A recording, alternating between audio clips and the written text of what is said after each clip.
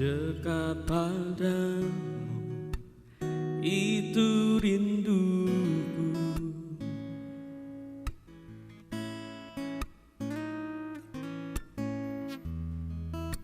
Setiap kataku, kau pun menunggu.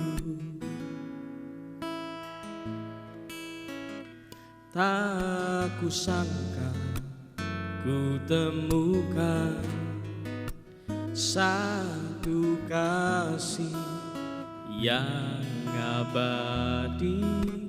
Kini ku datang dan ku bawa hidupku.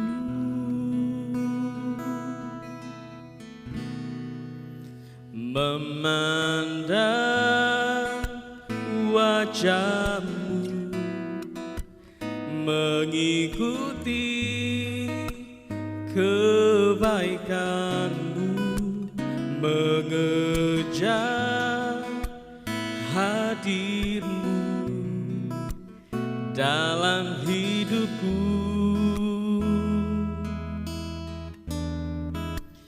Membawa sembahku, menyatakan kebesaranmu, mengejar hadirmu dalam hidupku.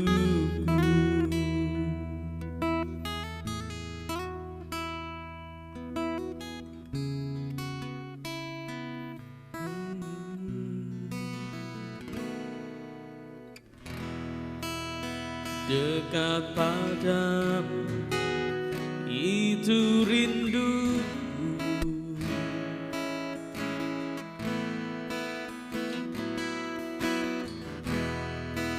Setiap kataku, kau pun menunggu.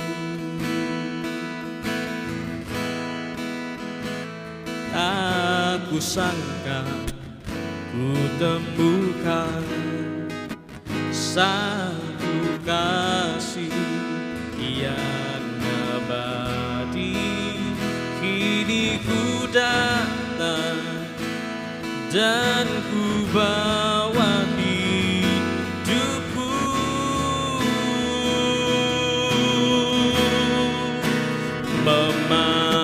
Memandang wajahmu, mengikuti kebaikanmu, mengejar hadirmu dalam hidupku.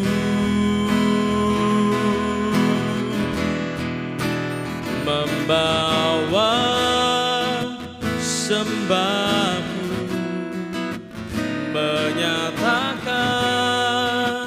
kebesaranmu, mengejar hadirmu dalam hidupku. Memandang wajahmu, mengikuti kebaikanmu, mengejar hadirmu dalam hidupku.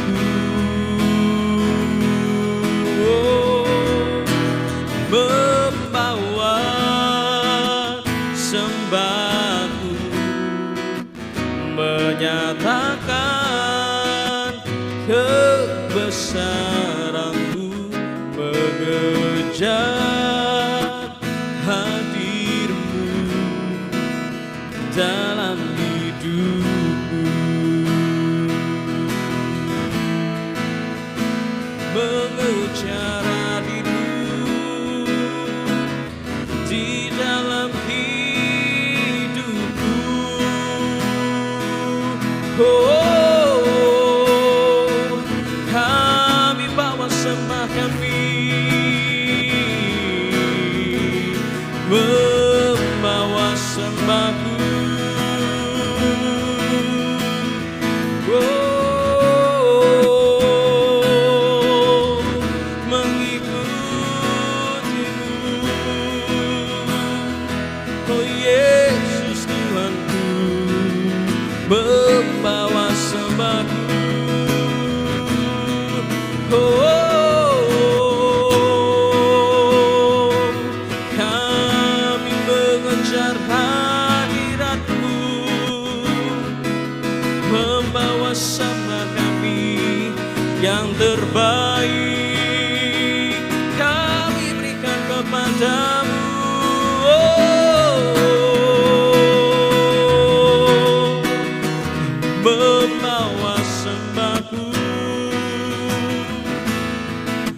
Yesus, hadirat-Mu itu yang kami rindukan. Penuhi kami,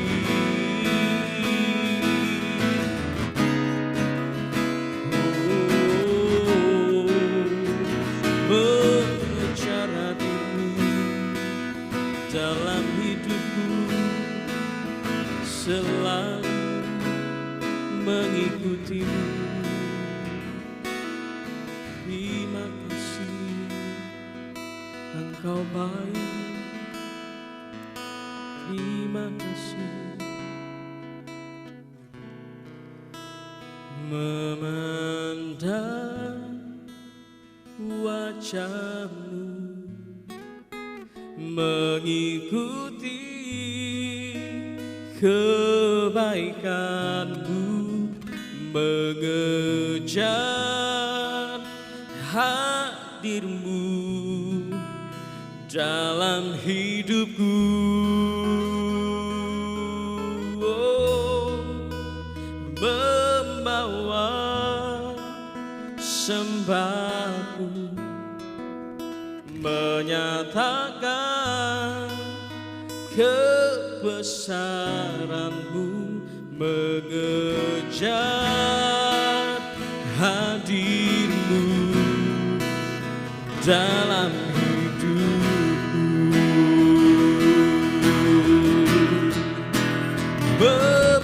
Memandang wajah-Mu, mengikuti kebaikan-Mu, mengejar hadir-Mu dalam hidupku. Oh Yesus, membawa sembahku, menyatakan kebesaran-Mu, mengejar hadir-Mu dalam hidupku,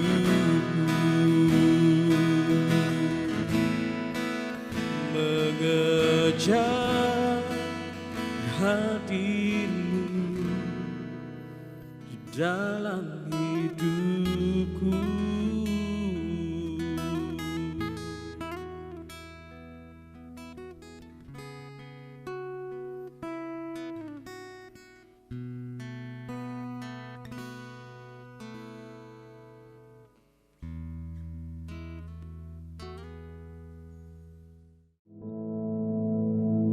Our Father, which art in heaven, hallowed be thy name. Thy kingdom come, thy will be done in earth as it is in heaven. Give us this day our daily bread, and forgive us our debts, as we forgive our debtors. And lead us not into temptation, but deliver us from evil. For thine is the kingdom, and the power, and the glory, forever. Amen.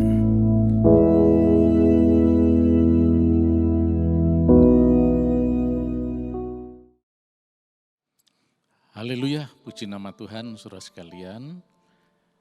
Mari pagi hari ini kita merenungkan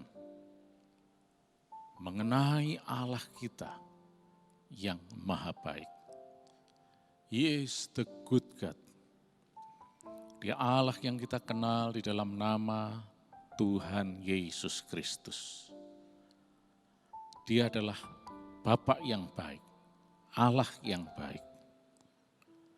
Akan tetapi, kalau kita melihat situasi sekeliling ini yang tidak baik seperti ini, pandemi masih terus merajalela di sana sini. Ada yang sudah mereda, tapi kemudian melonjak lagi, terjadi peningkatan di daerah-daerah tertentu, negara tertentu dan sebagainya. Bahkan ada negara yang beberapa kali harus lockdown. Sudah normal, lockdown lagi. normal, lockdown lagi. Dan ini tentunya akan mempengaruhi banyak hal di sekelilingnya. Aspek-aspek yang terkait itu sangat terpengaruh.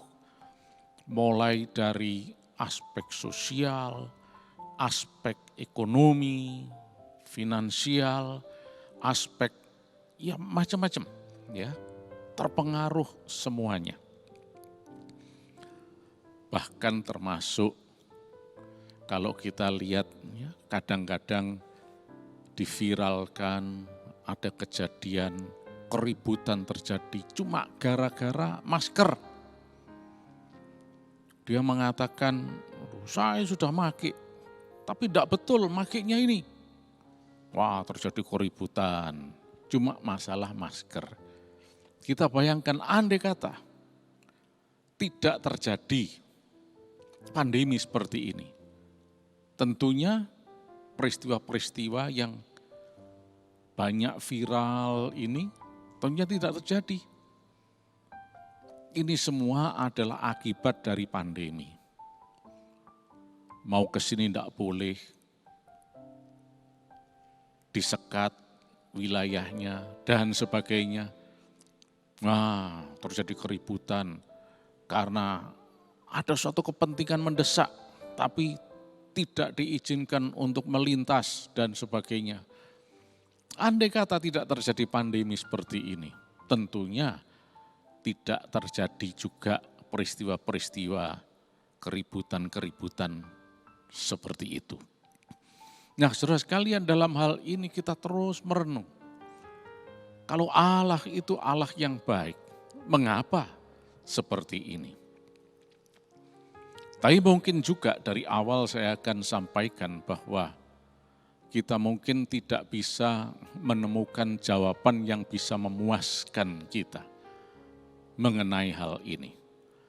Tapi pagi ini kita akan merenungkan dan melihat sesuatu yang absolut, sesuatu yang pasti, sesuatu yang otentik, sesuatu yang tidak perlu lagi diragukan, yaitu bahwa Allah itu adalah Allah yang baik.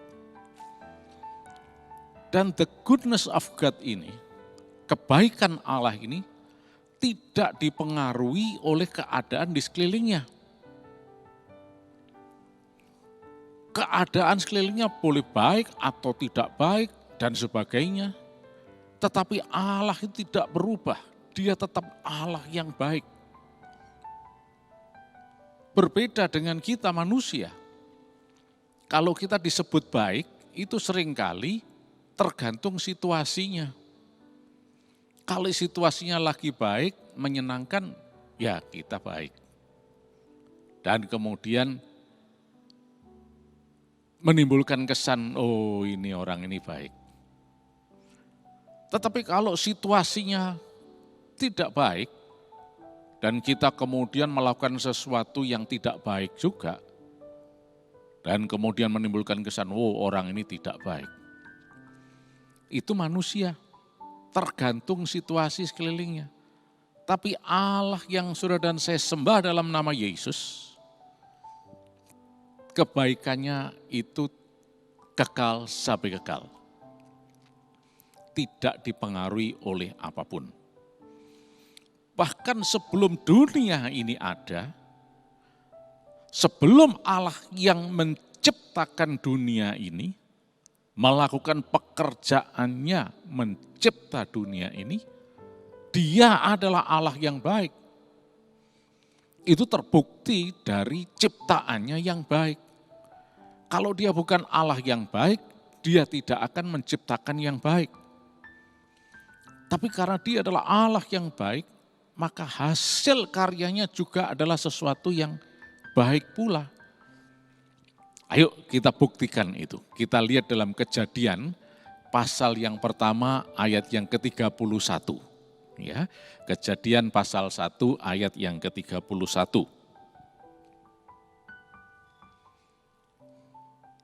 Dikatakan demikian, maka Allah melihat segala yang dijadikannya itu sungguh amat baik. Jadilah petang dan jadilah pagi. Itulah hari ke-6. Amin. Dikatakan, maka Allah melihat segala yang dijadikannya itu baik. Bahkan bukan cuma baik, dikatakan sungguh amat baik. Di dalam bahasa aslinya, tov meot. Sungguh-sungguh baik. Dikatakan demikian. Wayar Elohim et kol asher asa, wehine tov meot. Allah melihat segala yang sudah dijadikannya itu, dan ternyata tov meot. Tov itu berarti good, meot itu surely, verily, sesungguhnya, sungguh-sungguh, amat baik. Nah, jadi dari sini kita bisa melihat bahwa Allah itu betul-betul Allah yang baik. Dan kebaikannya ini tidak dipengaruhi oleh keadaan sekelilingnya. Lalu, mengapa kalau yang diciptakan itu semuanya baik, sempurna, dan itu bisa kita lihat sepanjang kejadian, sepanjang penciptaan itu, kisah penciptaan yang dicatat secara spesifik di dalam pasal 1, pasal 2, kita bisa lihat jelas sekali bagaimana karya ciptaan Allah itu sesuatu yang istimewa, bahkan sempurna. Termasuk ketika menciptakan manusia pun Allah menciptakan secara perfect, dalam keadaan baik. Dan manusia juga diberi suatu lingkungan yang baik. Tapi mengapa kemudian yang terjadi adalah lingkungan yang tidak baik? Dan seluruh keturunan manusia sampai kepada kita melihat keadaan yang tidak baik ini. Nah, dalam hal ini yang jelas adalah ini bukan karya Allah. Tidak mungkin Allah menciptakan baik terus kemudian menjadikannya tidak baik. Itu secara logika, menurut nalar akal yang waras saja. Tidak mungkin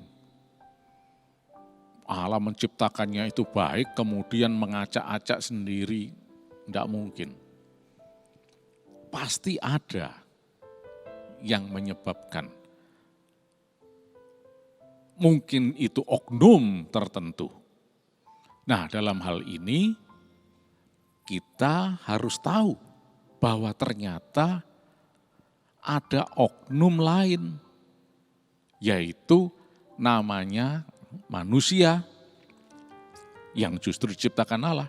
Dan ada satu lagi oknum, yaitu setan. Setan ini sudah jelas, dari namanya saja itu berarti musuh, pendakwa, dia itu adalah si jahat. Nah, sudah jelas. Jadi kalau terjadi ra atau evil, itu ya pasti si evil ini, si jahat ini yang melakukan. Nah, Allah menciptakan semuanya baik. Manusia diciptakan baik. Ditempatkan di sebuah taman di Eden di bagian timur. Sesuatu yang baik. Tetapi akhirnya manusia tidak bisa menikmati yang baik itu. Karena apa? Coba kita lihat dalam pasal 3 sekarang, Kejadian ayat yang pertama.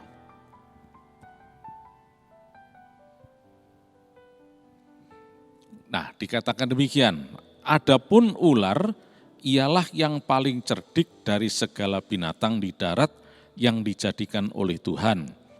Ular itu berkata kepada perempuan itu, tentulah Allah berfirman, semua pohon dalam taman ini jangan kamu makan buahnya, bukan? Lalu saut perempuan itu kepada ular itu, buah pohon-pohonan dalam taman ini boleh kami makan. Tapi tentang buah pohon yang ada di tengah-tengah taman, Allah berfirman, jangan kamu makan ataupun raba buah itu, nanti kamu mati. Tetapi ular itu berkata kepada perempuan itu, sekali-kali kamu tidak akan mati. Tetapi Allah mengetahui bahwa pada waktu kamu memakannya, matamu akan terbuka dan kamu akan menjadi seperti Allah, tahu tentang yang baik dan yang jahat. Nah, sampai di sini pembacaan kita. Nah, di sini sudah jelas kita lihat ada diskusi dari dua pihak atau oknum yang bukan Allah, yaitu manusia, dalam hal ini Hawa, dan ular. Ular ini adalah setan. Ular yang dipakai oleh setan. Dan di seluruh kitab kita lihat bagaimana ular ini juga adalah representasi dari iblis.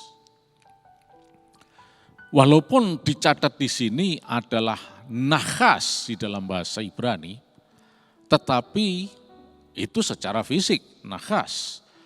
Tetapi kita tahu bahwa di dalam Alkitab ada law of double reference. Maksudnya, jadi ada oknum yang visible, yang tampak, tetapi dikendalikan oleh suatu oknum yang invisible. Tapi dua-duanya ini melakukan tindakan yang sama. Nah, inilah visible-nya ular, yang tampak itu ular, tetapi yang mengendalikan adalah setan. Dan ini terjadi di mana-mana. Bukan cuma binatang ular saja, tetapi juga manusia bisa dikendalikan oleh roh yang invisible ini atau oknum yang invisible ini. Yaitu roh setan kalau dia melakukan yang jahat. Jadi di sini kita melihat ternyata yang membuat semuanya akhirnya kacau balau, berantakan, tidak baik dan sebagainya, ya dua pihak ini. Manusia dan setan kerjasama. Coba kita lihat. Firman Allah itu sudah jelas, tegas, terang. Tidak perlu ditambahi, dikurangi, tidak perlu diutik-utik lagi. Sudah jelas, jangan dimakan. Tapi masih didiskusikan. Dan ternyata hasil diskusinya atau kesimpulannya boleh dimakan. Nah, ini dari sini kita bisa melihat dengan terang benderang bagaimana kejatuhan manusia dalam dosa, bagaimana keadaan yang sulit itu bisa terjadi dan dialami manusia. Padahal Allah menciptakan sebelumnya semuanya ini serba baik. Nah, dalam hal ini kembali lagi, bukan salah Allah. Allah tetap Allah yang baik. Dan Allah kebaikannya itu tidak dipengaruhi oleh keadaan sekelilingnya. Yang membuat semua tidak baik adalah ya dua pihak ini, dua oknum ini, manusia dan si jahat, yang mengakibatkan terjadinya ketidakbaikan. Jadi kalau kita lihat kembali dalam ayat 6, ya dikatakan di sini, perempuan itu melihat bahwa buah pohon itu baik untuk dimakan dan sedap kelihatannya, lagi pula pohon itu menarik hati karena memberi pengertian, lalu ia mengambil dari buahnya dan dimakannya dan diberikannya juga kepada suaminya bersama-sama dengan dia, dan suaminya pun memakannya. Nah, jelas sekali di sini. Ya, bukan Allah yang salah, tapi manusia. Sudah jelas firman-Nya jangan dimakan. Tapi firman ini didiskusikan antar dua pihak ini. Sampai akhirnya mendatangkan kesimpulan boleh dimakan. Nah sudah jelas melanggar firman Allah ya binasa. Tidak mengikuti firman Allah ya malapetaka. Sulit, susah dan sebagainya. Jadi dari sini kita lihat ini guideline-nya. Ini jalurnya. Allah tetap Allah yang baik, tetapi ada oknum yang menyebabkan ini menjadi tidak baik. Nah lalu bagaimana dengan pandemi sekeliling ini? Ya kembali lagi, Allah tidak pernah menyusahkan manusia, Allah tidak pernah mempersulit manusia, apalagi membinasakan. Dan Allah tidak pernah membuat manusia ini sampai sesak napas, terus kemudian menggelepar-gelepar sakit, kena virus ini, dan kemudian mati. Itu bukan Allah kita. Allah adalah Allah yang baik. Dia Allah pemberi hidup. Dia bukan Allah pembinasa. Bahkan dia datang ke dunia ini untuk menghidupkan yang mati bahkan. Untuk memberikan harapan baru. Inilah Allah yang baik. Dan kebaikan Allah tidak dipengaruhi oleh keadaan sekeliling. Yang menyebabkan tidak baik ini adalah bukan Allah. Nah, sekarang kalau kita menelusuri mengenai pandemi yang terjadi, ya bukan salah Allah yang jelas. Tapi apa dan mengapanya, nah ini bukan sesuatu yang mudah untuk dibuktikan. Kalau tadi Kejadian pasal 3 yang sudah kita baca di dalam Alkitab tadi, mencatat jelas, nah, kita bisa mendapatkan data yang jelas. Dan masih banyak lagi dalam Alkitab, ada data-data yang jelas. Mungkin nanti lain saat kita lihat data-data mengenai bagaimana manusia jatuh dalam penderitaannya dan sebagainya, akibat dari ulahnya tetap dua oknum ini, manusia dan setan, yang membuat semua ini berantakan seperti ini, bukan Allah. Jadi yang terpenting mulai saat ini, jangan pernah meragukan, jangan pernah mempunyai persepsi yang salah mengenai Allah.